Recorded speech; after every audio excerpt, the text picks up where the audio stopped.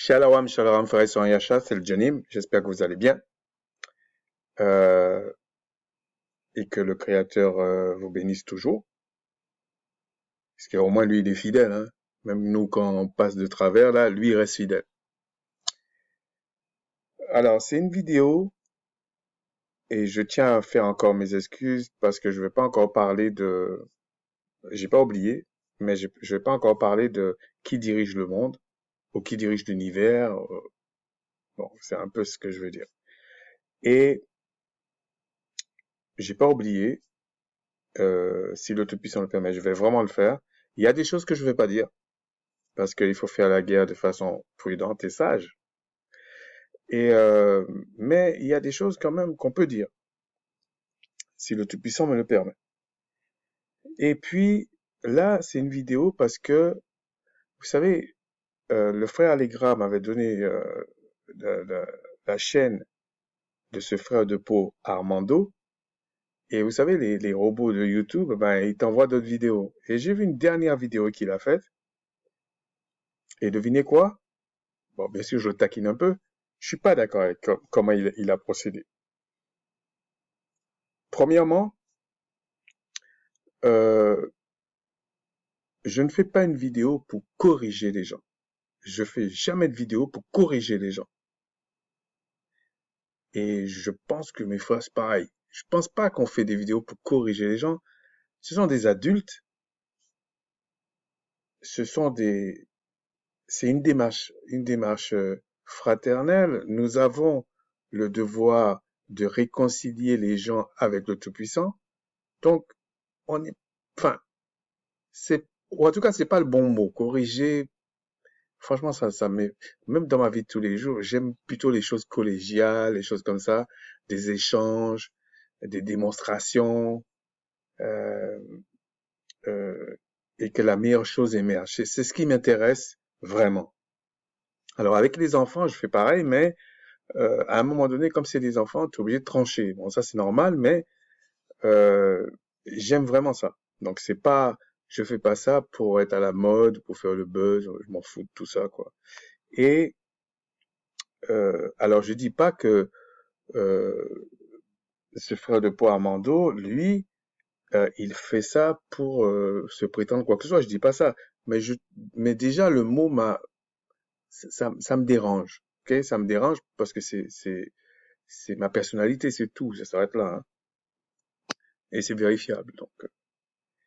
Alors, il dit quelque chose, il dit, mais tous les vrais chrétiens sont humbles. Je suis pas en train de dire qu'il est pas humble ou il est humble, je le connais pas.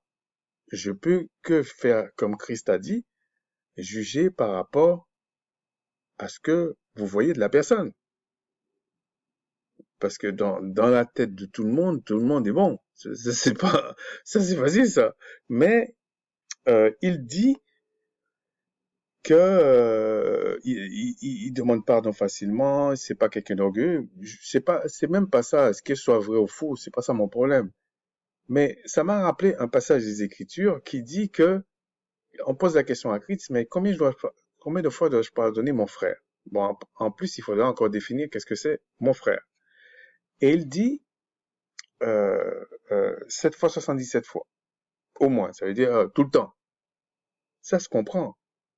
Mais le Christ n'a jamais dit à ce moment-là que c'est la même faute. Non. Vous vous rendez compte, la personne fait 1000 fois la même faute. Mais il a jamais rencontré le Créateur donne l'intelligence, la sagesse. Si tu le demandes, bien sûr, mais il t'exhorte à le demander. Donc tu peux pas faire 1000 fois la même faute. Donc quand il dit ça, oui, mais ça veut pas dire que la personne ne peut pas faire 1000 fois la même faute, mais ça doit pas être quelque chose de normal. C'est pas la normalité. Vous vous rendez compte? La personne fait, on va dire, à chaque fois qu'il fait une faute, il le fait 1000 fois la même. Non, non, ça c'est pas le créateur, ça, c'est pas vrai, ça. Donc, Christ exhortait surtout, euh, euh, que ton frère, il peut commettre des erreurs, ça arrive, comme toi, tu peux commettre des erreurs, mais il faut être toujours dans la logique de construire au lieu de détruire. Donc, il faut toujours être compatissant avec ton frère, c'est ce qui est normal. Mais de là à dire, pour moi, c'est pas un argument de dire oui, je demande pardon facilement. Il faudrait savoir qu'est-ce que tu fais pour demander pardon facilement et comment tu répares les choses. Parce qu'une vraie repentance, c'est qu'il y a réparation. C'est ça. Et tu ne peux pas faire ces choses-là sans l'impulsion de l'esprit du Créateur. Sans le Créateur, tu peux rien faire de bon. C'est comme ça. Et il a dit certaines choses que moi je suis pas d'accord. Alors, c'est sur la démonstration surtout je suis pas d'accord. Ok? Donc, si la démonstration n'est pas bonne, ce qu'on veut démontrer, si ce qu'on veut démontrer, si la démonstration n'est pas bonne, ce qu'on veut nous montrer n'est pas bon non plus, selon moi. Ok? Alors, et puis il y a une chose aussi que je voulais dire. Lorsqu'il a fait cette vidéo avec le frère Allegra, il y a quelque chose qui m'a dérangé. Peut-être d'autres personnes lui ont dit, avec leurs mots, leurs faiblesses, peu importe. Et moi, ce sera pareil. Je le connais pas. Donc, et puis, je suis pas en train de condamner. Donc, je condamne personne. Mais je peux juger des faits, je peux juger de ce que je comprends. Et il dit, non, il invite le frère Allegra à un débat, qu'on aime ou qu'on n'aime pas, peu importe, c'est pas ça le problème. C'est comme si tu l'invites. C'est-à-dire que moi, si j'invite quelqu'un chez moi, je dois bien le recevoir. Par exemple, si la personne mange quelque chose que je mange pas, je vais dire, bon, ça, je peux pas te le faire. Ou si moi, je mange quelque chose qu'il ne mange pas, je vais pas le faire. Je veux dire, je vais essayer de le mettre le plus à l'aise possible. Je vais pas l'inviter pour euh, faire certaines choses qui n'est pas correctes. Donc, déjà, ça m'a un peu gêné. Comme j'ai dit dans la précédente vidéo, ça m'a gêné. Mais à la limite, comme il dit qu'il est humble, que s'il a fait quelque chose qui va pas, il est pas à demander pardon et tout. Moi, j'ai pas de problème avec ça. Ça, à la limite, c'est entre lui et le créateur, ça. Ça, c'est pas mon problème, ça. Je peux simplement dire que moi, je vais pas imiter une chose comme ça. C'est tout. Voilà. Et, en tout cas, on dit qu'il est docteur, ou les gens l'appellent docteur, et il dit pas non. Bon, donc, il est adulte, il se dit docteur, et il laisse sous-entendre que c'est soit le Christ qui l'a envoyé, soit c'est le Créateur qui l'a envoyé. Donc, on attend un minimum, ce qui est normal. Et c'est pas qu'on est meilleur ou pas meilleur, c'est même pas ça la question.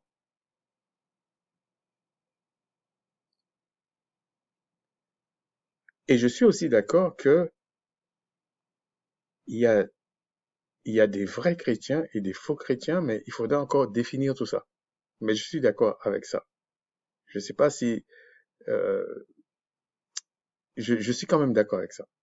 Mais il faut pas oublier que la forme de christianisme qui circule dans le monde, c'est du catholicisme. Même si on dit c'est du protestantisme, c'est des dénominations, tout ça, ça vient du catholicisme. Et le catholicisme, c'est l'église romaine, ce qui n'a rien à voir avec les Écritures. Je dis ça parce que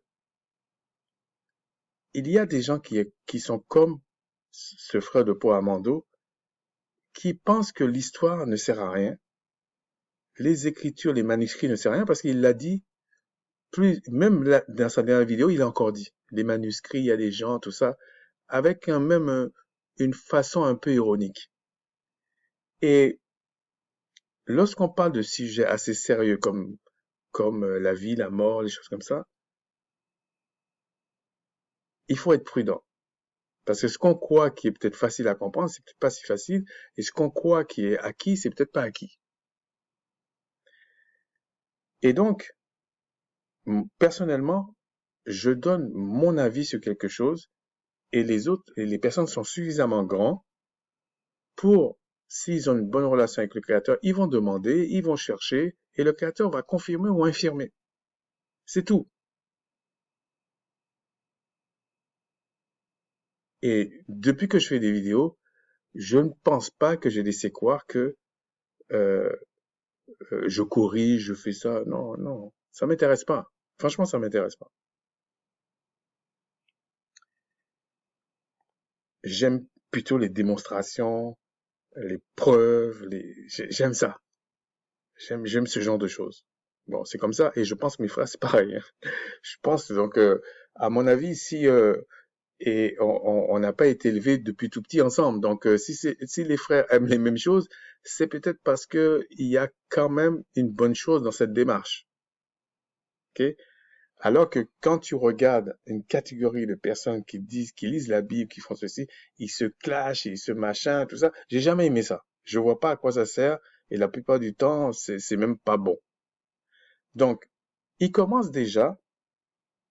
Donc, s'il voit cette vidéo, ce n'est pas pour le corriger et ce n'est pas pour prétendre quoi que ce soit. Mais comme il dit ou il se laisse dire docteur, quand tu es docteur, tu n'es pas docteur dans le vide. Tu es docteur de la loi. Sinon, tu es docteur de rien du tout.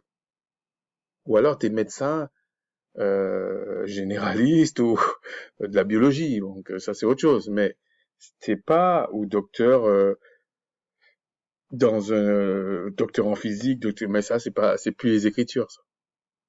Donc, tu es docteur dans les écritures, mais derrière ça, c'est docteur de la loi. Donc, tu dois tenir compte de ça. Et il parle de 2 ou 3 sujets dans cette vidéo qui n'étaient pas des mauvais sujets, mais je suis pas d'accord avec la manière qu'il les a traités. C'est pour ça que j'ai fait la vidéo. Et je trouve que il devait faire attention. Déjà, il a montré quelque chose dans le débat avec le frère Allegra et il récidive avec ça. Pourtant, il dit qu'il est quelqu'un de humble, qui ceci. Non, non, peut-être que il devrait prendre un peu de recul et regarder pourquoi on dit ça. C'est pas un concours, c'est pas qu'il est meilleur ou qu'on est meilleur ou que ça n'a rien à voir avec ça, hein. Nous sommes des adultes, c'est pas ça le problème. Et il parle d'abord du Fils unique, et je sais pourquoi il dit ça. Il parle de la foi, il, il parle de Fils unique, de la foi, et en fait du rang en fait de Christ. Enfin, le côté, il le dit pas, mais dans la vidéo, dans le débat, il avait parlé de ça. Et je pense qu'il est dans la même logique. Il est dans la même logique. À la limite, c'est pas ça un problème. Donc il dit que Abraham n'a pas qu'un fils unique et que euh, non seulement il n'a pas qu'un fils unique, il en a 8 de fils.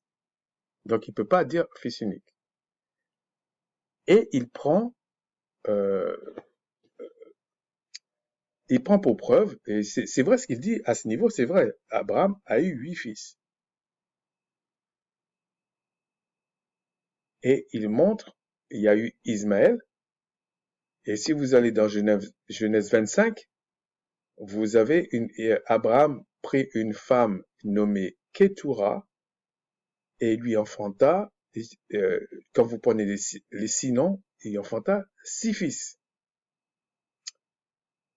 Donc, effectivement, Abraham a eu 8 fils. Et il dit, Abraham a eu 8 fils, donc on peut pas lui dire qu'il a un fils unique. Et c'est là qu'on comprend que, à force de dire oui, c'est la révélation, et qu'on oublie le contexte, l'étymologie des mots, etc., qu'on arrive à des aberrations. On va voir, je peux pas dire pourquoi c'est comme ça, parce que chacun a son approche et tout ça. Mais ce n'est pas si facile de regarder lorsqu'il y a une confusion dans quelque chose. Là, c'est assez simple, mais c'est pas toujours aussi simple. Lorsque vous lisez dans Genèse 22, parce qu'il a pris Genèse 22, et tu prends le verset 2, le Tout-Puissant dit, prends ton fils, ton unique, celui que tu aimes, Isaac, va-t'en du pays de Morija, et là, offre-le en holocauste sur l'une des montagnes que je te dirai. Bon, déjà, dans l'histoire, quand on voit ça, oui, on te dit le Tout-Puissant a dit. Et quand on regarde l'histoire, c'est une entité ou un ange du Tout-Puissant qui lui a dit, qui lui a été préposé, qui lui a dit. C'est pas le Tout-Puissant direct. Le Tout-Puissant fait jamais ça. Je dis le Tout-Puissant fait jamais ça. Oui, écoutez bien, il fait jamais ça. Il a envoyé un ambassadeur qui porte son nom et qui est venu. Donc c'est comme si c'est lui qui parlait. Il n'y a pas de problème avec Macha Moïse, il a fait la même chose avec tout le monde, il fait pareil. Et donc, il dit, c'est pas possible qu'on dise ton unique fils, ça veut dire que c'est sur le plan spirituel, ceci, cela qu'il faut comprendre. Mais avant d'aller, de toute façon, tout est spirituel. Ok, tout est spirituel. Parce que il n'y a rien qui n'existe sans l'esprit du Créateur. Donc tout est spirituel. Si on prend les choses terre à terre, tout est spirituel. Rien n'existe dans cette réalité, dans tout ce que vous pouvez employer comme terme, dimension, sans l'esprit du Créateur. Donc, tout est spirituel. En réalité, tout est spirituel. Ça dépend de la mesure de l'esprit qu'il y a dans chaque chose. Mais tout est spirituel. Bon. Laissons d'abord l'histoire d'Ismaël. On va revenir sur ça. Mais quand il dit ça, et puis il inclut les 6 autres enfants que Abraham a eus avec Ketura, c'est une confusion. Parce qu'au moment où le Tout-Puissant parle avec Abraham, Abraham lui-même ne sait pas qu'il va se marier après avec une autre femme pour avoir 6 enfants, 6 fils. Il ne sait pas. Donc on ne peut pas, dans l'explication de dire que le fils, que quand on dit à Abraham de prendre ton fils unique, on inclut les 6 autres que Abraham ne sait même pas. À ce moment-là, il ne sait pas qu'il aura 6 fils. Donc, à la limite, il pouvait dire, il avait 2 fils, mais pas 8. Okay? Il pouvait dire 2 fils. Mais pourquoi le Tout-Puissant lui dit ton unique? Lorsqu'on lit les Écritures,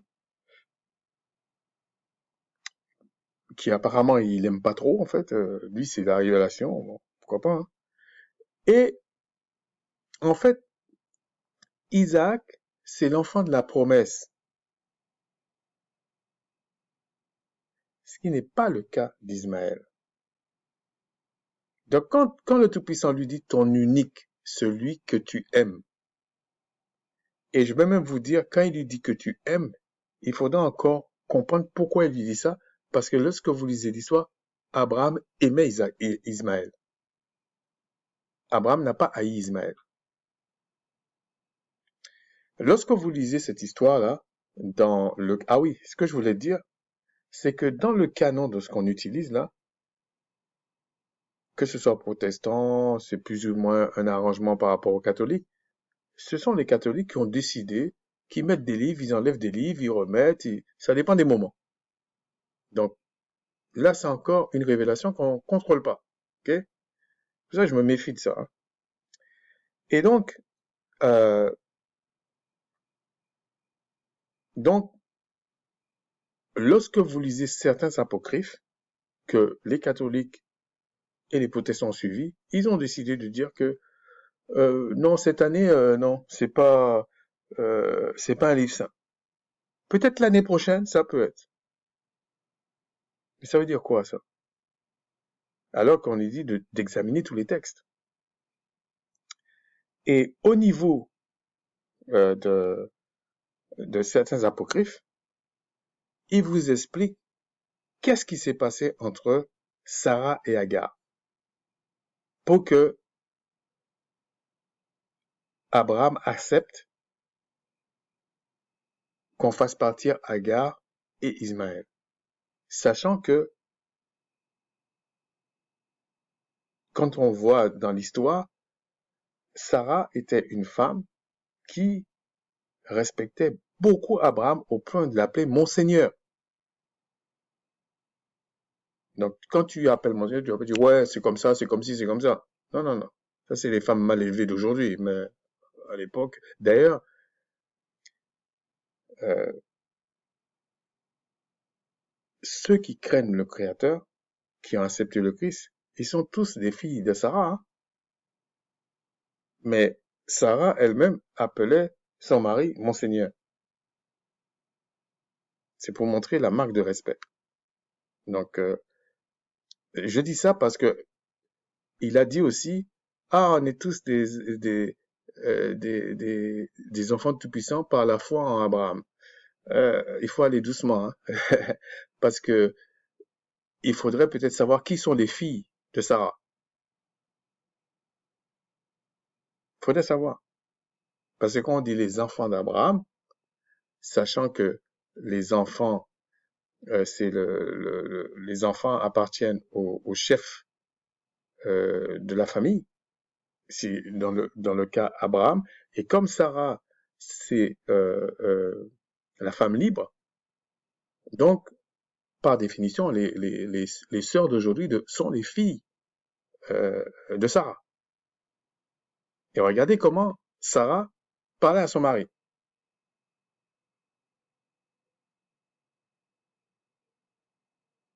Pour certains, il y a des progrès à faire, mais bon, c'est comme ça. Et donc, euh, comme c'est le Créateur lui parle en fonction de la promesse, c'est normal qu'il lui dit ton unique. Mais il sait très bien qu'il y a Ismaël. Mais Ismaël n'est pas de la promesse. Ça ne veut pas dire que le Créateur ne va pas le bénir en fonction d'Abraham. On voit ça dans les textes. Et je vous dis, il aimait Ismaël. Abraham aimait Ismaël. C'est lui-même qui a prié le Seigneur pour Ismaël. Donc, non, c'est pas qu'il n'aimait pas Ismaël. Mais quand on parle de son unique, il sait qu'on lui parle de l'enfant de la promesse. Il le sait. Et en plus, dans les Écritures, il faut bien comprendre qu'il faut tenir compte du contexte, de la culture, pourquoi les mots sont employés comme ça, pourquoi ils sont pas employés comme ça. On ne peut pas se limiter à des révélations ou à des choses qui ne tiennent pas compte de ce qui est déjà acquis dans... Parce que toutes ces choses-là qui sont faites là, ce sont des révélations qu'on a fait à Abraham, qu'on a fait à d'autres, et c'est comme ça qu'on transmet des héritages. Donc le Seigneur peut confirmer les choses, des choses comme ça, mais tu dois pas aller plus loin. C'est comme il y a un passage des Écritures qui dit, en fait, ils avaient compris que il fallait recreuser les puits de leur père pour avoir la source d'eau. Et c'était une image. On va pas aller creuser des puits ailleurs pour avoir des sources qu'on ne sait pas d'où ça sort. Donc, c'était pas la peine de prendre ce passage-là, introduire les 6 de Ketora, pour dire que non, il y a 8 enfants, il y a 8 fils, donc ça peut pas, non. Déjà, ça, c'est pas une démonstration honnête. À la limite, il aurait pu parler d'Ismaël, et puis là, on aurait vu, entre Ismaël et Agar, bon, en fait, on parlait simplement de l'enfant de la promesse, l'héritier. On ne parlait pas de l'autre. Et c'est un peu le même problème qu'il y a avec les nations de la terre. Tout le monde ne peut pas avoir l'héritage d'Israël. C'est pas possible. Et tout le monde, quand on dit par la foi, c'est pas n'importe qui par la foi qui est enfant d'Abraham. Non. En plus, les judaïques d'aujourd'hui, enfin pas d'aujourd'hui, les judaïques, ça n'a rien à voir avec les Écritures, ça. Eux-mêmes disent qu'ils sont convertis à une religion d'un autre peuple, on comprend pas. Eux-mêmes le disent, donc on peut pas être plus réaliste que le roi. Et puis, quand on dit, euh, on fait croire que le salut aujourd'hui est en Christ et que c'est une nouvelle forme de choses par la foi. C'est faux. Je m'explique. Regardez ici. Attendez. Euh, on va aller voir dans Habakkuk. Bon, j'en ai mis beaucoup là, je pense à Habakkuk. Ouais, Habakkuk 2, 4. Ils vous disent, bon, il faudrait tout lire, hein, mais on vous dit, le juste vivra par sa foi.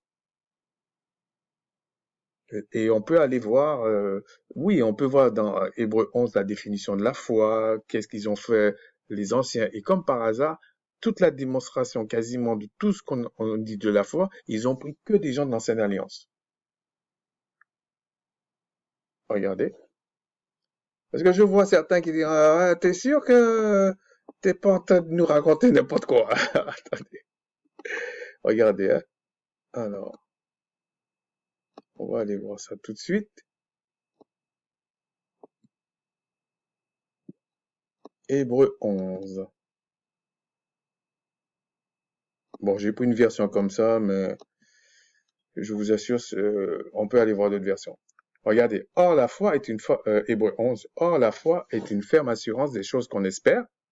Donc ça, on va dire de façon générique, les chrétiens, ils ont retenu cette partie-là. C'est le reste qu'ils n'ont pas retenu. Une démonstration de celle qu'on ne voit pas. Pour l'avoir possédé, les anciens ont obtenu un témoignage favorable. Donc ça veut dire que les anciens ont possédé ça. Et puis, il explique il donne tous les exemples de ce qu'est la foi. C'est par la foi, c'est par la foi. C'est que des choses de l'ancienne alliance. Donc la foi, quand il est dit, euh, euh, c'est par la foi en Christ, même l'apôtre Paul dit, c'est par la foi en Christ, et non pas par les œuvres de la loi, c'est certain qu'ils ne comprennent pas l'apôtre Paul, parce que c'est difficile de suivre l'apôtre Paul.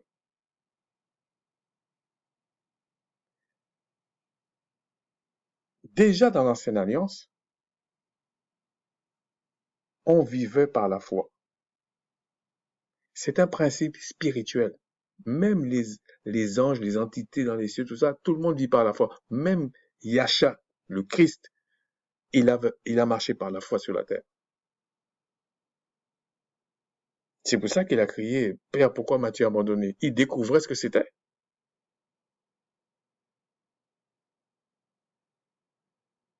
La vraie question, c'est est-ce qu'il a douté?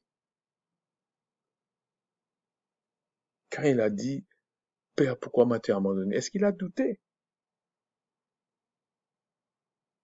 Parce que Christ n'a pas péché, c'est pour ça que le Père l'a ressuscité.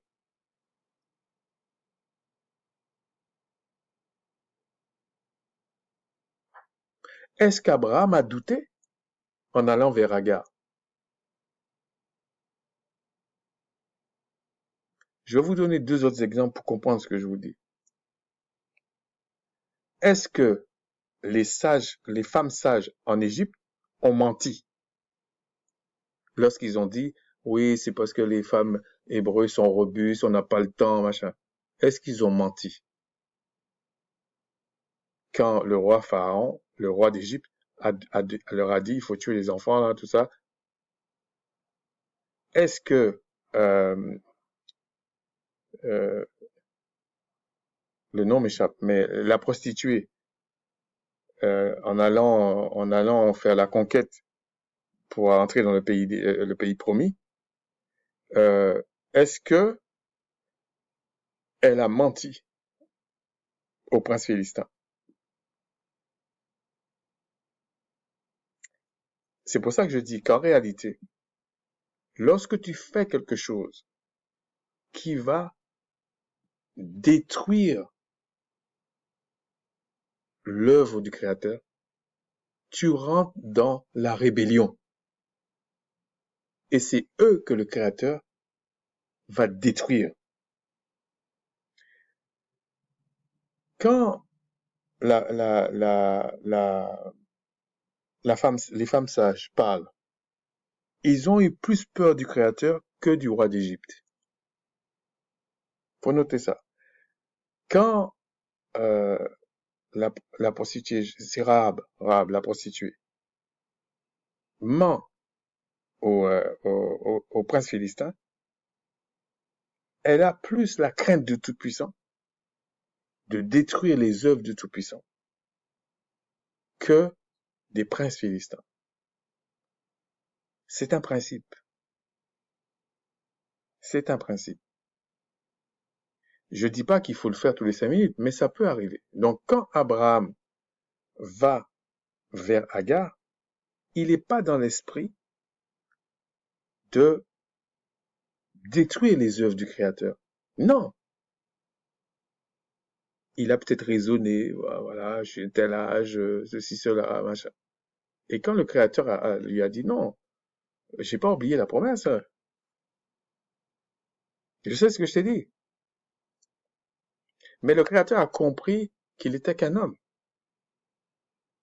Et quand Christ crie, c'est qu'il découvre comment, qu'est-ce que ça fait de, de, de, de, de ne pas pécher et de se faire traiter comme un pécheur. C'est pour ça qu'il crie en fait. Pourquoi m'as-tu abandonné? J'ai rien fait de mal. Pourquoi m'as-tu abandonné? En fait, il découvre la condition. Qu'est-ce que c'est? Il ne savait pas ce que c'était. Et d'ailleurs, dans le principe de la foi, il dit même que il a parlé avec son père et que il avait le choix. Le père lui a donné le choix d'aller jusqu'au bout de sa mission ou pas. Mais par amour pour le père. C'est pour ça qu'on dit il a eu l'amour pour euh, ce que le père lui a donné. C'est pour ça qu'il dit ça. Ce serait un peu trop long si on va là-dedans, mais c'est simplement parce qu'il y a bien une cohérence dans ce qu'on dit, dans ce qu'il est dit en fait. Ensuite, donc on voit que le principe de la foi existait déjà. C'est pas un phénomène nouveau. Alors attendez, ouais, c'est pas du tout nouveau. Contrairement à ce qu'on essaie de faire croire, que donc déjà avec la loi, la différence qu'il y avait, c'est que la pratique de la loi ne pouvait pas te donner la vie éternelle. Et à ce propos, j'aime pas trop le mot éternel qu'on met à toutes les sauces. Le Créateur est immortel. Il y a quand même une nuance avec éternel. À un certain degré, on peut dire toutes les entités que le Créateur a créées sont éternelles. Je parle de ceux qui ont une nature angélique. Ils sont tous éternels, sauf quand le Créateur a décidé de les détruire. Ce qui n'est pas le cas des hommes. Avec le péché qui est rentré par Adam, l'homme meurt. Mais c'est pas son âme qui meurt. Non, puisqu'il y a un jugement qui va décider de son sort plus tard. Donc, l'âme n'est pas morte. Alors que lorsqu'on dit la mort est rentrée par un homme Adam, l'homme animal, et l'homme spirituel Yasha, est venu la résurrection des morts. Pourquoi je dis ça? C'est parce que si vous dites que le Christ, sur le plan spirituel, c'est le Christ, et sur le plan physique, c'est le Fils de l'homme. Ce qui ne veut rien dire. Franchement, je suis désolé, ça ne veut rien dire. Ce qui compte, c'est que, en tant qu'homme, Christ avait son âme. Et quand on lui redonne son corps céleste, la gloire qu'il avait auprès du Père, c'est la même âme qui est là. Sinon, l'œuvre du martyr de sa mission ne veut rien dire. Parce que c'est l'âme qu'on juge. Donc, quand le Créateur décide de le ressusciter, c'est son âme que le Créateur a jugé et a vu que il est innocent, il est juste.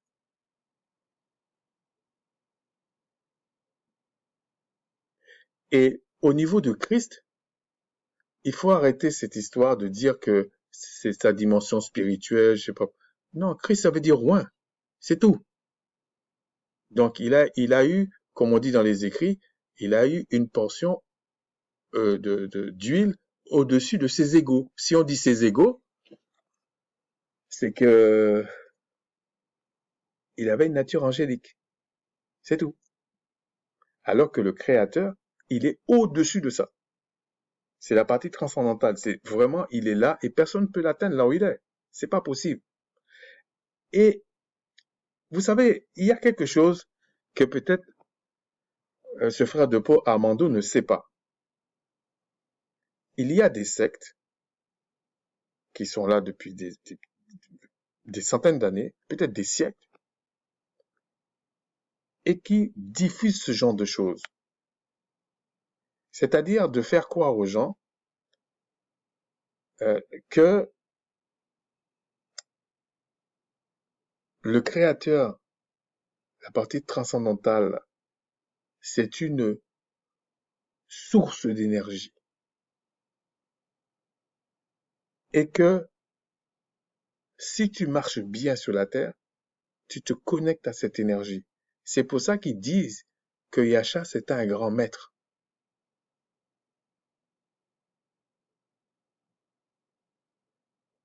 Il y en a même qui disent, dans d'autres sectes, qui disent que si tu marches bien jusqu'au bout, en fait, tous ceux qui marchent comme ça, ils vont fusionner avec le Père, comme le Christ, quoi, quand il dit tout en tous, et ils sont des parties du Créateur.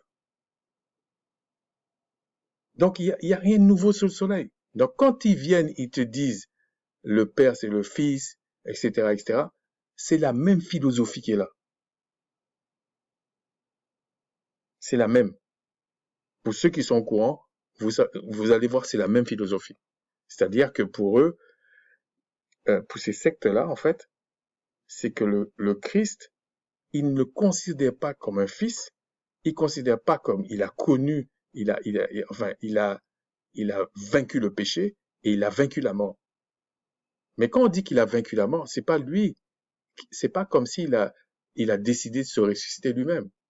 Non, la manière de combattre l'ennemi, c'est de ne pas pécher. Regardez ce qui est écrit là. Attendez, je vais voir si je trouve ça tout de suite. Oh là là, j'en ai mis encore. Alors ça, je vais le fermer parce que je vais m'embrouiller avec ça. Ça, c'était pourquoi j'avais pris ça.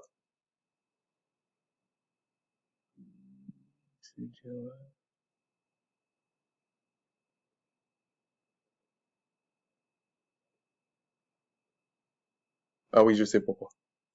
Je reviendrai sur ça. Regardez, on va dans Hébreux 1. Je pense que c'est là. Oui, on va le lire. Après avoir autrefois à plusieurs reprises et de plusieurs manières parlé à nos pères par les prophètes, le Tout-Puissant, dans ces derniers temps, nous a parlé par le Fils, qu'il a établi héritier sur toutes choses, par lequel il a aussi créé le monde.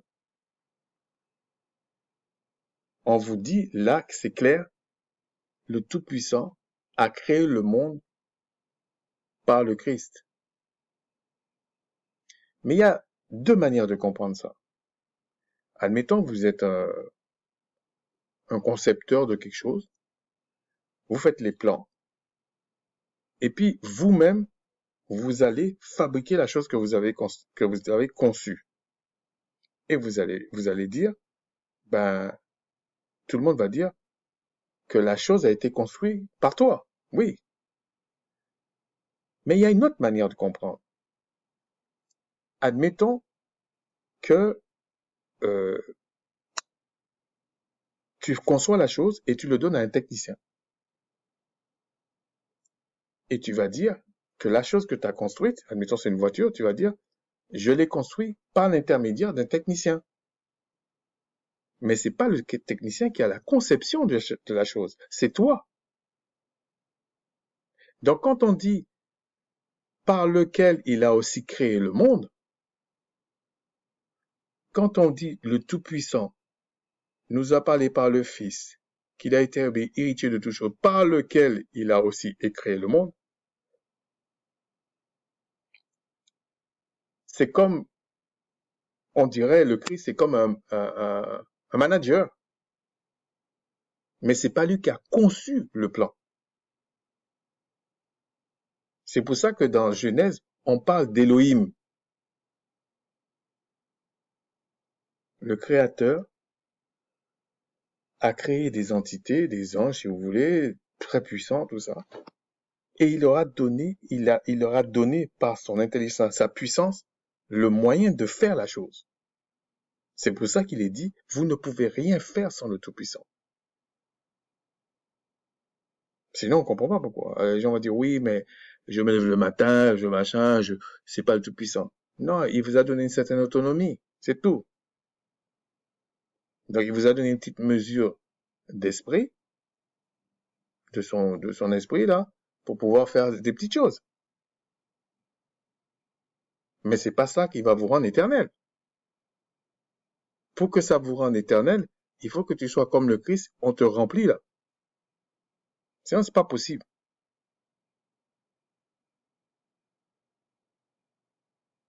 Et quand Adam est tombé, c'est que il avait déjà une mesure de l'esprit du Père. Il n'était pas comme le second Adam, mais il était déjà bien spirituel, hein. Mais on lui dit, et quand il tombe dans le monde animal. Il voit rien, il comprend rien, c'est fini. Et c'est quoi la mort? La mort avant la destruction.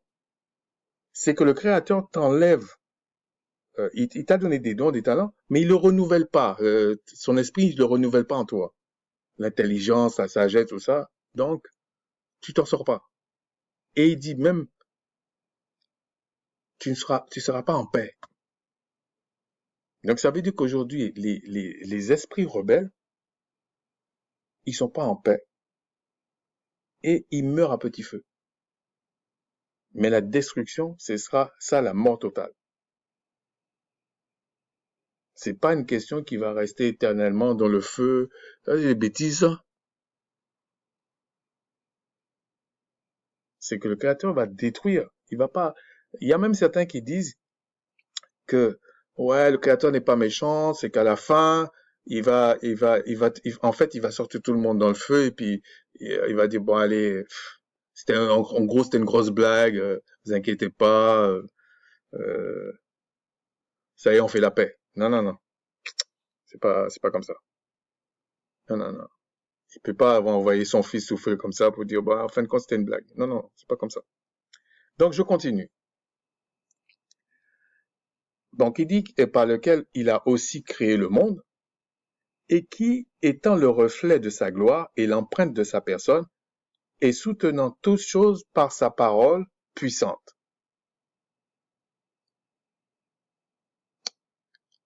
a fait la purification des péchés et s'est assis à la droite de la majesté divine dans les lieux très hauts.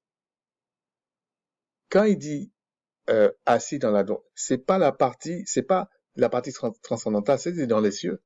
Ça, c'est une image que tu as. On verra pour l'histoire de l'image. Parce que je suis pas d'accord avec ce qu'il a dit non plus. Regardez ce qu'il dit. Devenu d'autant supérieur aux anges qu'il a été hérité de noms plus excellents que le leur. Bon, quand il dit aux anges, c'est pas que il n'était pas un ange. C'est pas ça qu'on dit. Parce que ça, c'est la nature angélique. Ok? Mais il y a une hiérarchie chez les anges. Car auquel des anges le Tout-Puissant a-t-il jamais dit, tu es mon fils, je t'ai engendré aujourd'hui. Je vous ai déjà dit qu'il y a eu une polémique dans l'histoire de la connaissance des Écritures. Est-ce que le Christ a été créé ou est-ce qu'il a été engendré? Ça a fait couler beaucoup d'encre. Et je dis ça pour ce frère de peau Armando. Il faut savoir ce genre de choses. Surtout quand on se laisse appeler docteur. Et encore, je serai pour lui un père et il sera pour moi un fils. Et lorsqu'il introduit de nouveau dans le monde le premier-né, il introduit de nouveau dans le monde le premier-né. Ça veut dire qu'il était déjà premier-né. C'est pas sur la terre, c'est pas une question de prémisse, une question de... Oui, prémisse, c'est vrai, je suis d'accord avec ce qu'il a dit sur les prémices. Je suis d'accord. Mais ce n'est pas de ça qu'on parle là. Il dit que tous les anges du Tout-Puissant l'adorent. Et le frère Allegra a bien expliqué ça. Il faudrait que chacun se mette d'accord avec soi-même. Lorsqu'on dit adorer, ce n'est pas rendre un culte. Non.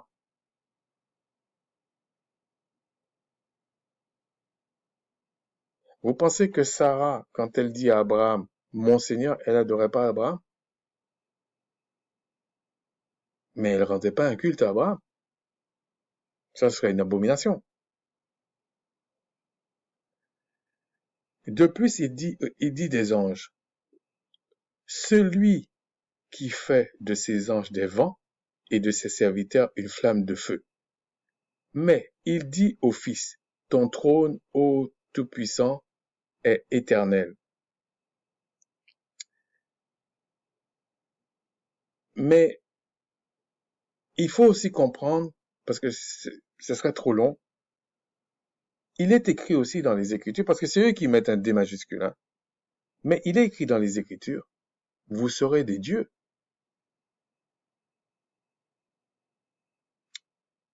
Le sceptre de ton règne est un sceptre d'équité. Donc en fait, c'est le Tout-Puissant qui dit ça au Fils.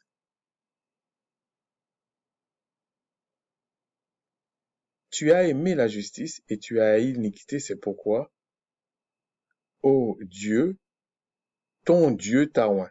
Déjà, il faudrait qu'on se mette d'accord, ok? Il peut pas avoir deux D majuscules là. C'est pas possible.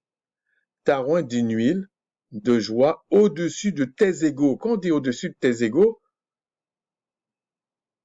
en fait, on est dans la nature angélique, dans les cieux, en fait. On n'est pas dans la partie transcendantale. Et à ce moment-là, on élève le Fils. Il a une nature angélique, puisque toutes les, toutes les, on va dire, je peux pas dire les créatures, parce que quand tu es engendré, t'es pas une créature. Okay? T'es plus qu'une créature. Mais on va dire, tous les êtres spirituels sont de nature angélique. C'est comme ça, si on prend le terme angélique. Ils sont de nature angélique, ils sont de nature, ce sont des esprits. Ils ont un corps d'esprit, ils ont un corps d'esprit, ils ont l'esprit et ils ont une âme. C'est bien pour ça qu'on vous dit que les enfants du Créateur vont juger ces anges qui ont quitté leur position. Mais on va juger quoi? Leur âme. L'esprit va retourner au Père. L'esprit, c'est à lui. La mesure d'esprit qu'il a donnée, ça revient à lui. Il va pas se détruire lui-même. Il détruit l'âme. Ben oui. Parce que c'est l'âme qui juge. Donc.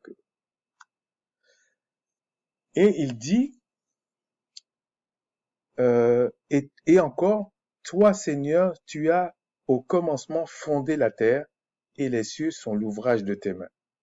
Ils périront, mais tu subsistes, ils vieilliront tous comme un vêtement. Tu les rouleras comme un manteau, ils seront changés, mais toi, tu restes le même, et tes années ne finiront point. Et auquel des anges n'a-t-il jamais dit, assieds-toi à ma droite jusque je fasse de tes ennemis ton marchepied? Donc en fait, même quand on dit que Christ a le pouvoir, vous allez comprendre comment ça se passe. Bon, je ne vais pas m'attarder sur ça parce que ce serait dans notre vidéo. Regardez verset 14. Ne sont-ils pas tous des esprits au service du Tout-Puissant, envoyés pour exercer un ministère en faveur de ceux qui doivent hériter du salut?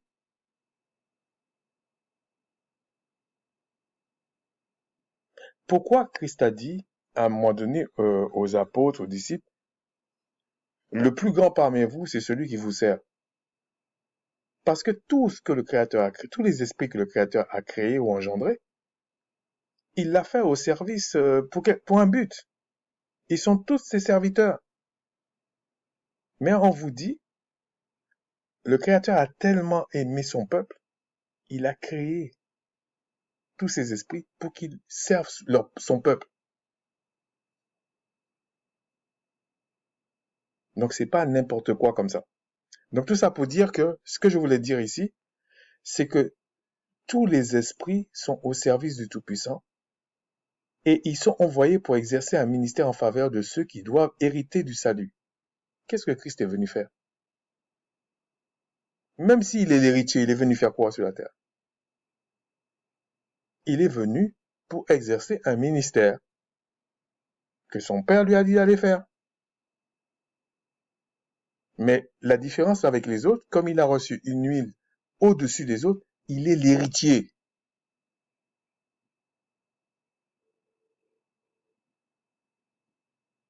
C'est une leçon qu'il donne à tous ces esprits qui craignent le Créateur ou pas.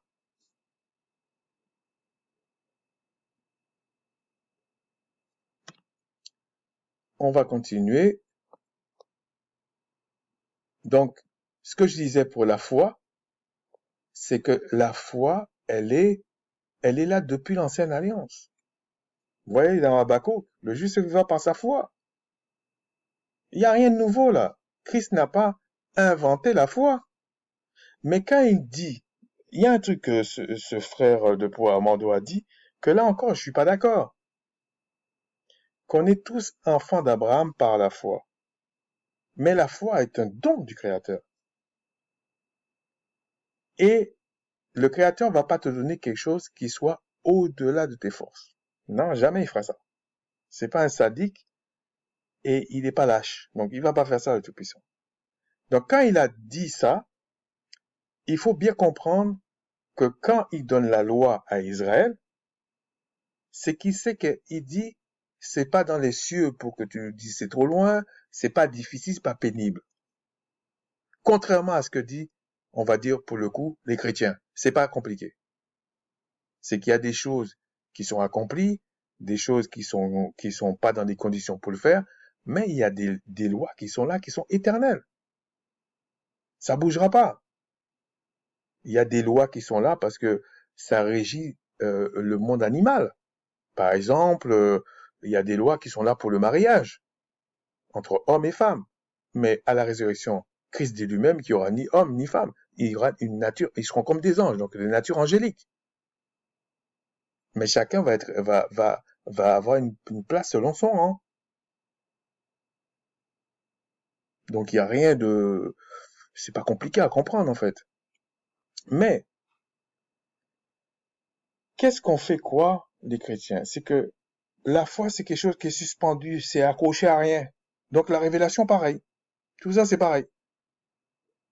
Mais je vais vous montrer c'est quoi le piège.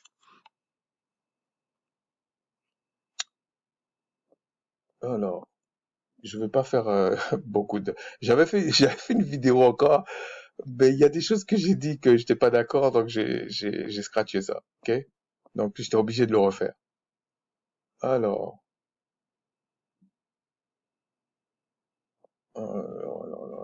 faut que je trouve ça.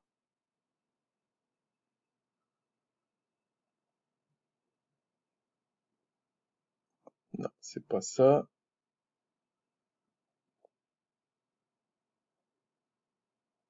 Oui, mais avant, ça va me revenir. Oui, c'était la troisième chose que le frère avait dit, ce frère de Pau a dit. Il parlait des manuscrits, que comme si c'était pas important. Nous n'avons jamais dit que les manuscrits te donnent la vie éternelle. Nous n'avons jamais dit ça.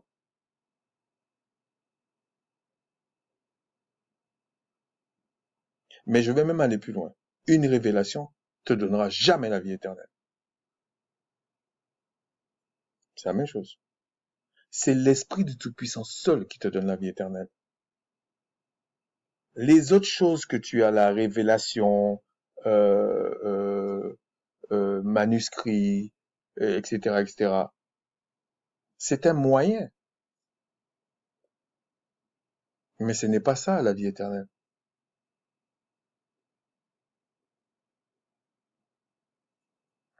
Donc nous n'avons jamais dit ça. Nous avons simplement dit que pour comprendre un texte, il faut le comprendre dans son contexte. Donc, pour comprendre dans son contexte, ça peut être un contexte culturel, linguistique, ça peut être dans un paradigme, ça peut être dans plein de choses, mais c'est un contexte. Sinon, un texte peut dire n'importe quoi. Si on enlève du contexte, on peut le faire dire n'importe quoi. Et on peut même faire croire aux gens que ce qu'on dit, c'est la vérité. Alors que non, on a enlevé du contexte. Et d'ailleurs, il y a plein qui font ça et qui disent que la Bible ment. Parce qu'il enlève du contexte. Donc, ce que je voulais dire pour la foi, c'est que c'est le Créateur qui te donne ce don. Il peut l'agrandir, mais c'est le Créateur qui le donne. Et c'est pour ça qu'il a... Vous pensez que les Israélites, quand ils sont sortis d'Égypte, ils n'avaient pas la foi? Ils avaient la foi, hein. Vous mettez un autre peuple, ça va pas sortir comme ça, hein. Ils avaient la foi. Ensuite, on leur a donné une éducation, une science. La science des saints, la science des princes, la science des rois, la science des célestes. C'est ça qu'on leur a donné.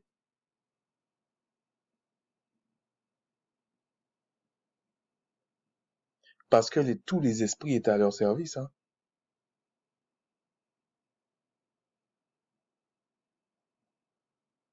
Le peuple du Créateur porte son nom.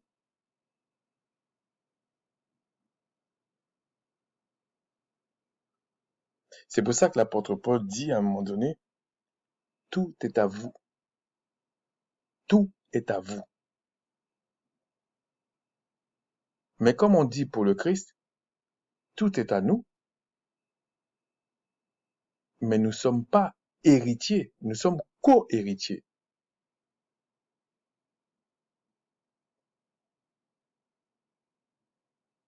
C'est comme on dit, le Christ, il a tous les pouvoirs, mais il n'a pas les pouvoirs sous le Père. Nous, on peut dire la même chose. On a tous les pouvoirs, mais on n'a pas les pouvoirs ni sur le Christ, ni sur le Père. Mais on a tous les pouvoirs. C'est pour ça que Christ dit, si vous avez la foi comme un grain de sénévé, vous direz à cette montagne de se jeter dans la mer, elle ira dans la mer. Rien ne vous sera impossible. Mais la foi là qui dit là, c'est le Créateur qui a mis dans certaines personnes. Il n'a pas mis ça dans le monde entier.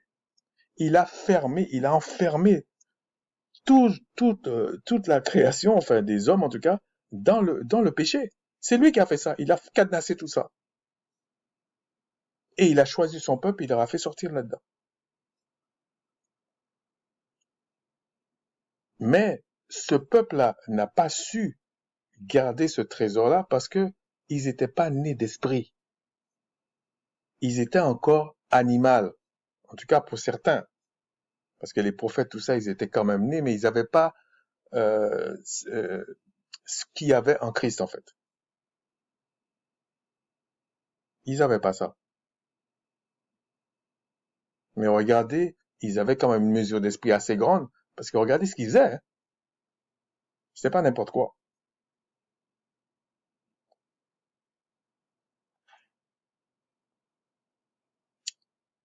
Alors, pourquoi j'ai pris ça?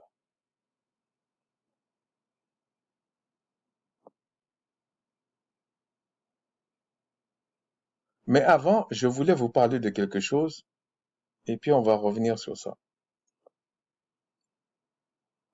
Attendez. Non, c'est pas ça. Il veut absolument que je parle de ça tout de suite. Mais il y a quelque chose que je veux parler avant. Non, c'est pas ça. Luc, non. Césaire, non. Ouais, peut-être que c'est là-dedans. C'est parce que, en fait, la plupart des gens pensent que dès qu'il y a un miracle, ça vient du Créateur. Et c'est l'idée qu'il y a derrière quand il y a cette façon de parler de la révélation. Certains vont même te dire, ouais, mais c'est le miracle qui compte. Je dis pas que c'est mauvais, mais c'est pas ça qui compte. Regardez. Alors,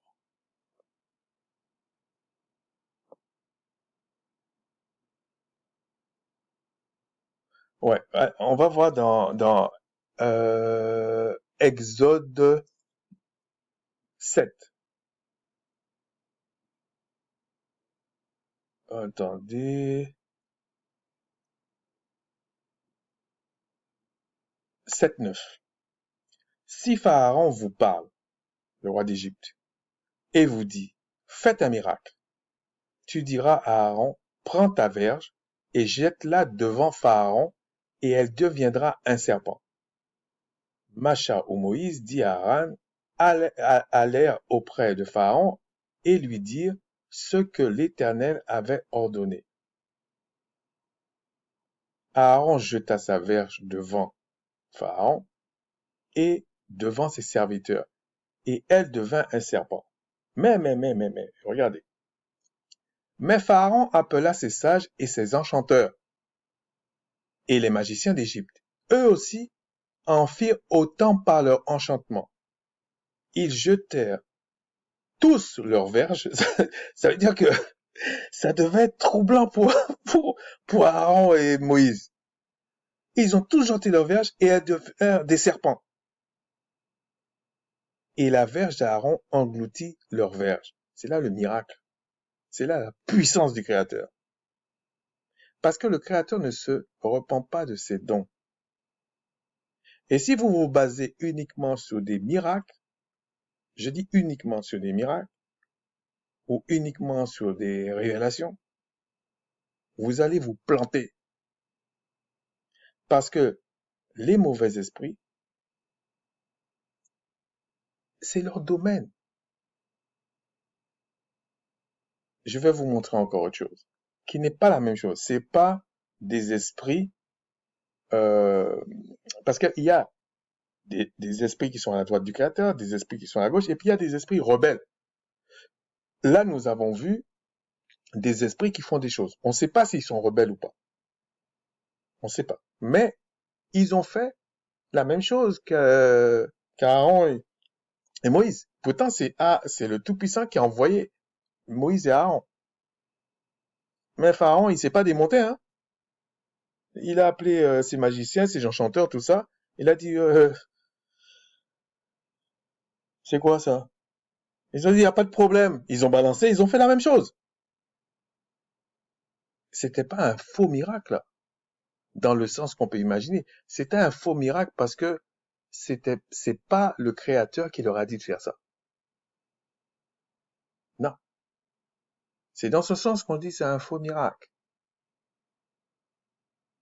Mais c'est un vrai faux miracle. C'était vraiment des serpents. À partir de la verge, comme Aaron a fait. Je ne sais pas comment ils étaient dans leur tête, Moïse et Aaron, mais ça doit être un peu déstabilisant. Parce que quand tu y vas et tu dis non, le Créateur est avec moi, je fais ça, aujourd'hui, les gens s'attendent à ce que l'autre ne peut pas faire parce que c'est le Créateur qui a dit, donc on peut pas. Mais là, non, c'est pas ça. C'est pas ça. Et d'ailleurs, aujourd'hui, dans plein d'endroits, dans des assemblées, des choses comme ça, ils vont chercher des pouvoirs dans des trucs occultes, hein. Et puis ils le font devant vous, là. Et puis vous voyez des miracles, des gens qui guérissent, vous dites c'est le Créateur. Parce que vous vous basez soi-disant sur des révélations, hein. Ça suffit pas. C'est bien pour ça que le Créateur a donné des garde-fous.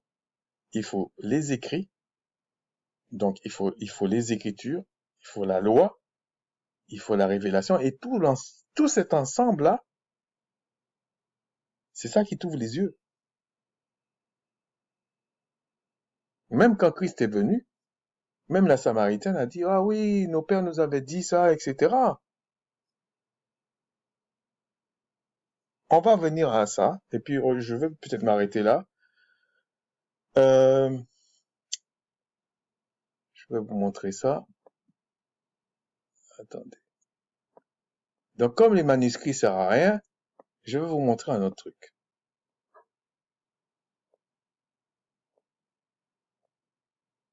Moi, je vais pas tout regarder, c'est trop long, mais je vais essayer d'être un peu plus...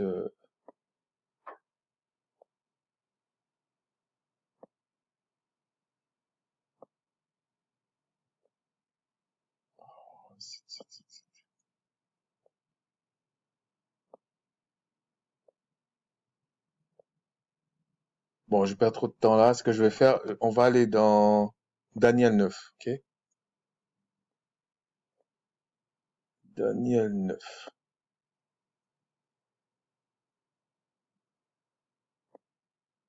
ok.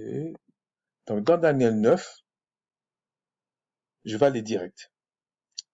La première année du roi Darius, fils d'Assyrus, de la race de Médès, lesquels étaient devenus le roi du royaume des Chaldéens, la première année de son règne, moi, Daniel, je vis par les livres qu'il devait s'écouler 70 ans pour les ruines de Jérusalem, d'après le nombre d'années dont l'Éternel avait parlé à Jérémie le prophète.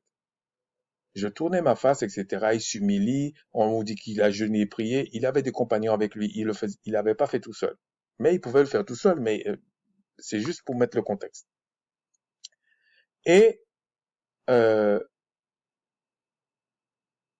ce que je voulais dire, c'est que ce frère de Armando a tendance à négliger les écrits.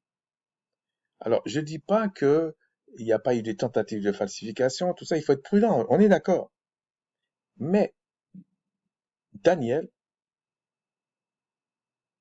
a regardé dans des livres, ce n'était pas une révélation comme ça. C'est à partir des écrits, puisque si le Créateur a mis des écrits là, c'est que ça a son importance.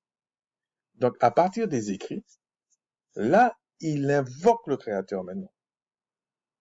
Et le Créateur lui explique. Pourquoi il y a des écrits? C'est une question en fait. Parce que le seul prophète qui existe, c'est le Créateur en fait. C'est ça sa puissance. Il dit et la chose s'accomplit. Il n'y a personne d'autre qui fait ça. Alors vous allez dire, mais non, c'est des prophètes, machin. Ouais, mais ça, c'est les serviteurs qui transmettent ce qu'il a dit. Mais le seul prophète, en fait, c'est le Tout-Puissant lui-même. Il dit, ça s'accomplit. Il dit, la chose s'exécute. Ça ne revient pas à lui. La parole qui sort là de lui, ça ne revient pas à lui sans faire l'effet de ce qu'il a dit.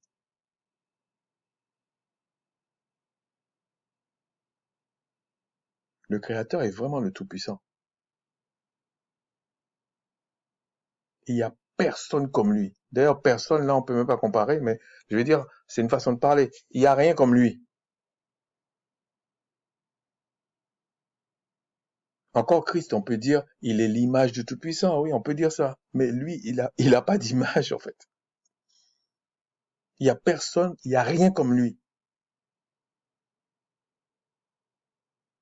S'il nous expliquait pas comment il est, qui il est à travers sa création, tout ça, on n'aurait jamais euh, imaginé qu'il existait. On n'aurait jamais imaginé. Alors oui, maintenant qu'on en parle, les gens vont dire oui, je comprends. Non, non, il faut être modeste. Si on nous avait pas dit, on l'aurait jamais su. Donc, les écrits, à travers les écrits, c'est simplement, c'est des promesses, des lois et tout ça, c'est pour dire, regardez, je parle et faites-moi confiance. C'est pour ça qu'il y a les écrits. Mais c'est pas dans les écrits qu'il y a la vie. C'est même pas dans une révélation. C'est le Créateur lui-même qui donne la vie.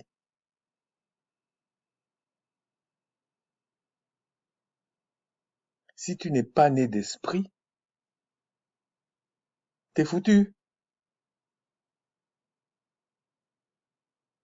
C'est tout. Même si tu as 14 milliards de révélations par jour, tu n'es pas né d'esprit, t'es foutu. C'est tout. Et donc, ici, on voit que Daniel, il a fait ce qu'on nous, on doit faire. Aller dans les livres, aller dans des manuscrits et invoquer le Tout-Puissant. Voilà, tu as dit ça. Le Créateur aime ça. Ça veut dire que tu t'intéresses à ce qu'il a dit. Ceux qui s'intéressent pas à ce qu'il a dit, le Créateur, sont des fous. Mais quand le Créateur a parlé, il n'a pas parlé au monde entier. Il a parlé à un peuple à un moment donné. Et ce peuple-là, c'est parce qu'il avait promis ça avec la chute d'Adam. Donc, à chaque fois, il y avait des accomplissements pour les élections et pour, pour choisir son peuple à chaque fois. Et quand Christ est venu, c'était pour confirmer les promesses et l'adoption. Et on peut pas confirmer quelque chose à quelqu'un qui n'a pas reçu une promesse. Je veux dire, je peux pas confirmer une promesse à quelqu'un alors que je lui ai rien dit. Donc quand Christ vient, c'est normal qu'il parle aux Israélites. Mais toute la création sera réconciliée par le Christ. Puisqu'on vous dit que Christ a tous les pouvoirs.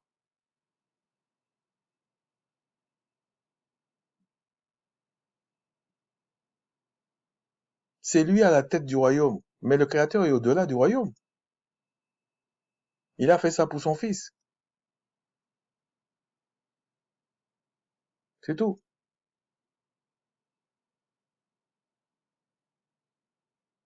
Et donc, quand on dit euh, euh, ouais, les manuscrits, ça sert à rien. Non, simplement parce il faut bien étudier. C'est tout.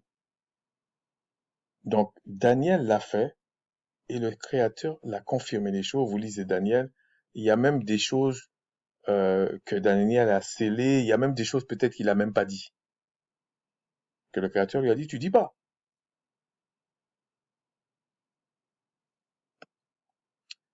Ensuite, il y a autre chose. Regardez Apocalypse. Ça va me donner l'occasion de parler de quelque chose. Apocalypse 20, 15. Bon, je ne vais pas tout lire l'ensemble, mais c'est simplement pour expliquer quelque chose. Quiconque ne fut pas trouvé dans le livre de vie fut jeté dans les temps de feu.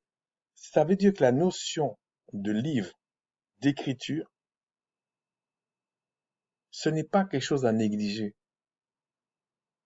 Dans les cieux, on écrit. On n'écrit peut-être pas avec un stylo, je sais pas, avec un ordinateur, on n'écrit pas comme ça, mais la notion d'écriture existe, on n'a pas inventé ça.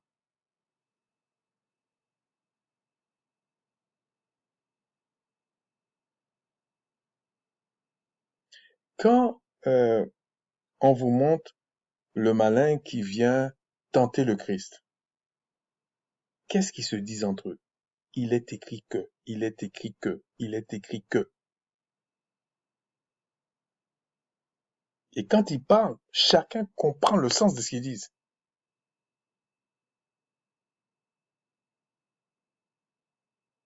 Donc on peut pas venir dire que, en gros, les manuscrits ça sert à rien, comprendre le mot ça sert à rien, comprendre le contexte, tout ça, la culture, non ça sert à rien. Non, pourquoi ça sert? Ça sert à quelque chose. Le fait que le Tout-Puissant s'est révélé au peuple d'Israël à ce moment-là, dans cette culture-là, dans ce siècle-là, dans cette, de cette façon-là, tout ça a une importance parce qu'il est parfait le Créateur en fait. Donc il faut être humble dans l'affaire.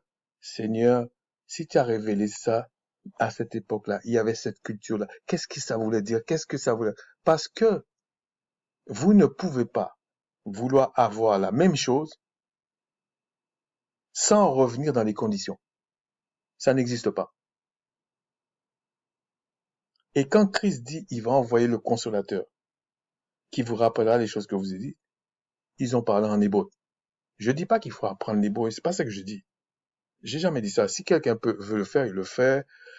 Il y aura encore la question de savoir est-ce qu'on prononce bien les mots et tout ça. On est d'accord. Mais au moins, il y a des choses qu'on peut chercher à comprendre. Je vais vous donner un exemple. Lorsque vous lisez dans les Écritures, vous comprenez que Noé avait la loi alimentaire. Les animaux purs, impurs, etc. C'est pas Macha seulement qu'il a eu. Mais Macha l'a eu pour le dire au peuple. Mais tous ceux qui ont marché avec le Créateur les éduquait.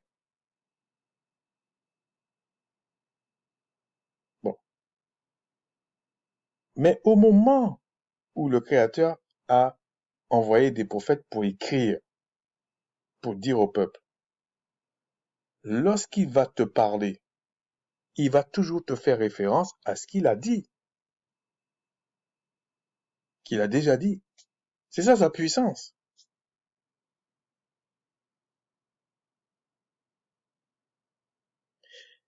Et il y a quelque chose, par exemple, que si tu ne vas pas regarder en hébreu, tu ne peux pas comprendre. Il y a plein de choses comme ça, mais je vais te donner un exemple. Lorsque vous lisez en français, on va vous dire le porc c'est un animal impur à la consommation. Ok, mais lorsque vous allez en hébreu, vous comprenez qu'on vous parle du sanglier, on vous parle pas du porc. Alors vous allez dire ouais mais le porc ça vient d'où? Le porc vient du sanglier, mais c'est encore pire que le sanglier. Donc quelqu'un qui dit, oui, c'est simplement pour être précis, quelqu'un qui dit, ouais, je mange pas de porc, mais il peut aller manger sanglier, il fait pire en fait, pour bien comprendre en fait. Là, vraiment, il transgresse la loi. Mais si tu ne vas pas de temps en temps regarder le mot, l'étymologie du mot, par exemple, unique, je pense que j'ai déjà dit, unique, tu vas regarder les synonymes du mot, même en français, il y a pléthore de ça. parfait, particulier, singulier. Il y en a même certains que je connaissais pas. Donc, unique, il ne faut pas se restreindre à une certaine explication du mot unique. Maintenant, il faudrait savoir, pour un hébreu, à l'époque que ça a été écrit, c'est là toute la difficulté. Il faut la grâce du Créateur. Qu'est-ce que ça voulait dire unique? Il y a des choses qui sont simples à comprendre, mais il y a des choses, c'est pas si facile que ça. Faut pas croire que il y a une idée qui nous passe par la tête, ça veut dire que c'est ça. D'ailleurs, c'est pas ça une révélation. Donc, et donc, on voit que la notion d'écriture, livre de vie, tout ça, les noms sont écrits dans les livres, etc. C'est normal qu'un Israélite aime les livres. C'est normal. Après, il faut savoir comment euh, exploiter les livres. C'est ça la grâce du Créateur. Je voulais faire quelque chose avant de finir là. Euh, Attendez, on va revenir sur ça. Oui, regardez. Si on se base que sur des révélations, regardez ce qu'il est dit. Matthieu 24, 24. Car il s'élèvera de faux Christ et de faux prophètes. Ils feront de grands prodiges et des miracles, au point de séduire, s'il était possible, même les élus. On vous dit bien, s'il était possible, c'est pas possible. Et on vous dit même que euh, ceux qui ont accepté le Christ ont vaincu le malin. Les pères, là, ils ont vaincu le malin. Et il y a d'autres textes qui disent, lorsque tu es réconcilié avec le Tout-Puissant, toi-même, tu peux te garder, toi-même, par la connaissance que tu as.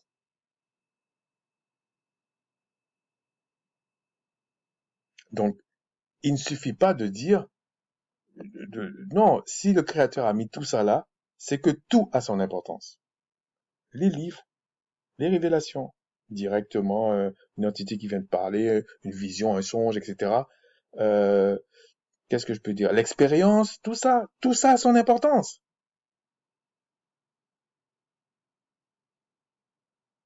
Parce que si c'était pas important, de toute façon, déjà, comment vous aurez su que le Christ est venu, que le Créateur a créé les cieux et la terre et tout ça, si vous n'aviez pas lu ça, ou si quelqu'un on vous l'avait pas dit, en vous disant, regarde, c'est écrit comme ça. Comment vous aurez su ça? Après, il faut aller regarder si on a bien compris ce qu'on nous a dit, est-ce que c'est bien écrit et tout ça. C'est le Créateur qui donne l'intelligence, qui ouvre l'intelligence, etc. Mais regardez là. Euh, Est-ce que c'est là?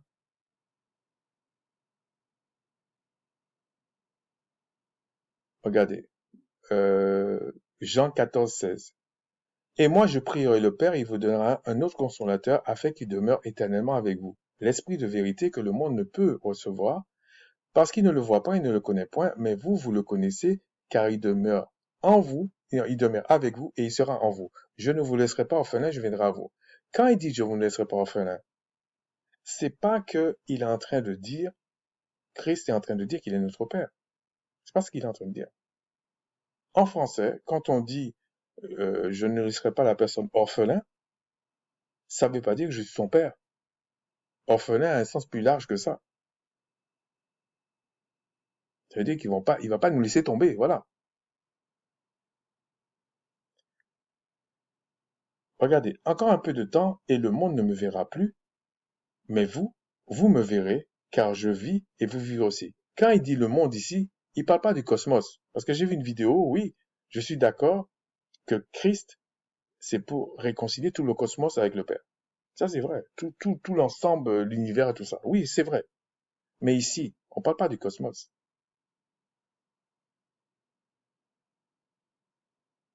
C'est pas parce que je regarde dans une concordance et c'est marqué cosmos pour monde, que ça veut dire que c'est cosmos. C'est pour ça que c'est pas si évident que ça. C'est pas, on va pas regarder comme des concordances tout le temps. Non, il y a encore le contexte. Il y a des choses pour nous faire comprendre. Regardez, euh, celui, non, en ce jour-là, vous connaîtrez que je suis en mon Père, que vous êtes en moi et que je suis en vous. Si on prend la même logique qu'il y a dans Jean 14, ça veut dire que nous sommes le Père aussi. Hein, parce qu'il dit à Philippe, je suis dans le Père et le Père est en moi. Et là, vous dites, non, ça veut dire que Christ est le Père. Donc, ça veut dire que là, quand il dit qu'il est en nous, que je suis en vous, ça veut dire que nous aussi, on est le Père. Donc, on revient à ce que j'ai dit, qu'il y a des sectes, bon, je vais pas les nommer, on les connaît, qui pensent ça, qu'à la fin, on sera le Créateur, en fait. Les meilleurs deviendront le Créateur. Bon. Celui qui a mes commandements et qui les garde, c'est celui qui m'aime. Et celui qui m'aime sera aimé de mon Père, je l'aimerai et je me ferai connaître à lui. Je me ferai connaître à lui. Mais en même temps, il dit, regardez, il dit, je me ferai connaître à lui. Et Jude, non pas l'Iscario, lui dit, Seigneur, d'où vient que tu le feras connaître à nous et non au monde? Yacha lui répondit, si quelqu'un m'aime, il gardera ma parole. Sachant que, dans d'autres textes, Christ dit, même plus haut, il dit, ce que je vous dis, c'est le Père qui le dit en moi, en fait. Les paroles que je dis ne viennent pas de moi, ça vient du Père. Donc, mais il dit, il gardera ma parole. Et mon Père l'aimera. Nous viendrons à lui. Nous viendrons à lui. Et nous ferons notre demeure chez lui. Il dit pas moi, il dit nous. Donc vous avez beau dire le Père c'est le Fils c'est le Père, mais il dit nous quand même. Et quand il parle là, il parle quand il sera dans sa gloire en fait. Il parle pas qu'il a encore le corps humain. Il a le corps céleste là quand il parle. Celui qui ne m'aime pas ne garde point mes paroles. Et la parole que vous entendez n'est pas de moi, mais du Père qui m'a envoyé. Ça vous rappelle ce que je vous ai dit, que tous les esprits ont été créés ou engendrés pour un service pour le Père céleste. C'est un principe, c'est une loi, c'est une science, c'est une vérité. Voilà. Bon. Je vous ai dit ces choses pendant que je demeure avec vous. Mais le consolateur, l'Esprit Saint ou le Saint-Esprit, que le Père enverra en mon nom, donc c'est la partie immanente, vous enseignera toutes choses et vous rappellera tout ce que je vous ai dit. C'est pas deux choses distinctes. Quand il dit, il vous enseignera toutes choses et vous rappellera tout ce que je vous ai dit, ça veut dire que c'est comme, il y a une base dans ce que Christ a déjà dit. Il va pas venir nous révéler des choses qui n'a pas de fondement.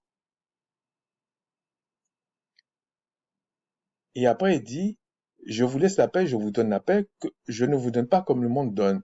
En fait, l'une des caractéristiques de la réconciliation avec le Créateur dans les promesses qu'il a mis dans la mission de Christ, c'est la paix.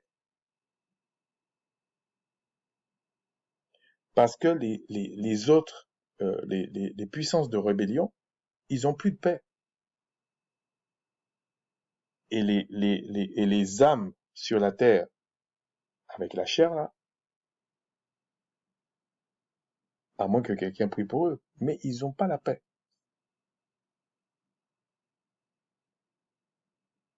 Parce que c'est une mesure, il y a un minimum de la mesure de l'esprit du Père en la personne et dans la vie de la personne qui amène la paix. Je vais m'arrêter là. Je vais quand même parler de quelque chose qu'on dit, l'image, Christ est l'image. Ok, Christ est l'image du Dieu invisible. C'est comme ça, c'est écrit dans, je pense, dans Colossiens. Mais je vais pas aller dans Colossiens, je vais juste aller euh, dans Genèse 1, 27, 27, ouais, 1, 27. Le Tout-Puissant créa l'homme à son image. Il le créa à l'image du Tout-Puissant. Il créa l'homme et la femme. Quand il dit là, donc, Christ est l'image du Tout-Puissant, du Créateur invisible. L'homme est aussi son image.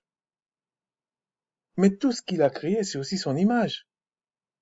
En fait, quand on parle, on dit Christ est l'image du Créateur invisible, c'est, c'est la précision de l'image. Je sais pas comment vous dire ça. Quand Christ dit, en fait, que euh, c'est le Père qui fait les œuvres en moi, c'est pour ça qu'on le voit à travers les œuvres qu'il fait.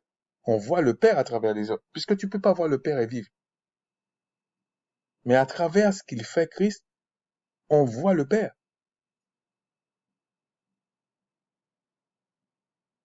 Mais Christ n'est pas le Père. Le Père est dans le Fils est dans le Père. Christ est en, Christ est en nous. Nous sommes en Christ. Donc, donc si je comprends bien la logique des gens là, donc nous sommes le Père. Franchement, Père Céleste, je m'engage pas dans ces trucs-là. Je sais que je suis qu'un homme.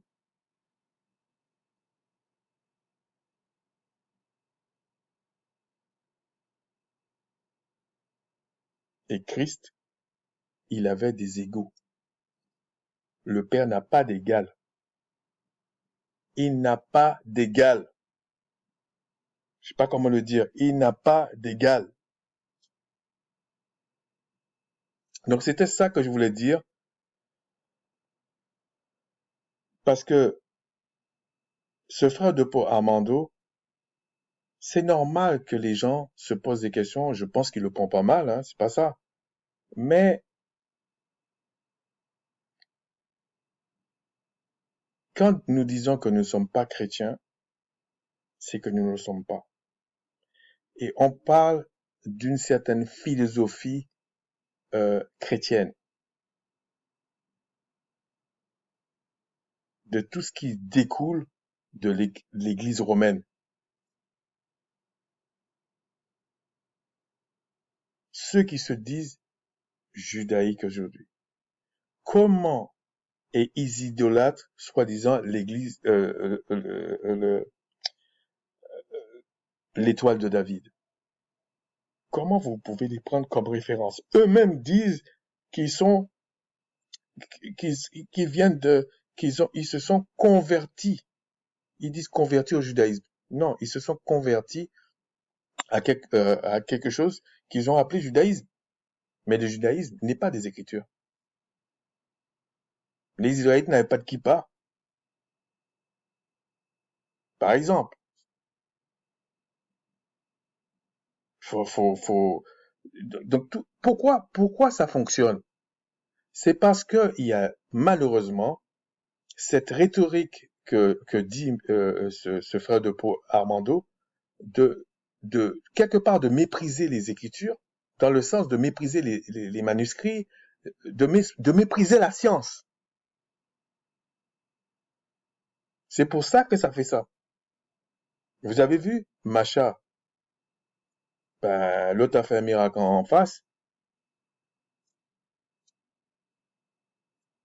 pareil que lui. Mais les autres ont été impressionnés par le fait que le Créateur avait plus de puissance.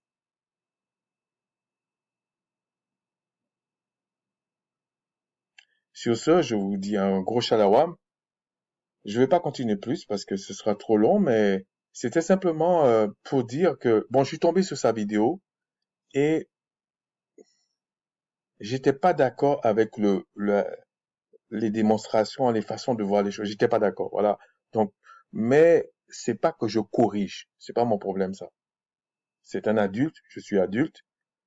Euh, c'est simplement parce que lui, il dit il est docteur. Donc, il faudrait qu'il nous précise quel genre de docteur il est, parce que pour moi, il n'existe que docteur de la loi. Même si c'est Christ qui a établi, c'est docteur de la loi. Donc, il faut qu'il revienne aux Écritures. Et la meilleure manière de venir aux Écritures, c'est qu'il faut s'intéresser quand même aux mots, il faut, bien sûr, il faut pas aduler les mots, c'est pas ça qu'on dit. Mais il faut comprendre l'origine des mots. Il y en a même certains, quand, quand ils parlent du français, ils vont chercher les origines latines du mot. Parce que des fois, il y a des surprises. Et il faut comprendre la culture de l'époque, le paradigme, les coutumes, les lois. Ça se transmettait comme ça, en fait. Mais il y a une coupure. Donc c'est là qu'on a besoin du créateur. Mais il faut quand même passer par le même chemin. Sur ce, je vous dis un gros shalom. Et puis cette fois-ci, j'espère que je vais tenir ma parole. Si le Tout-Puissant le permet, on va continuer sur qui dirige le monde. Shalom.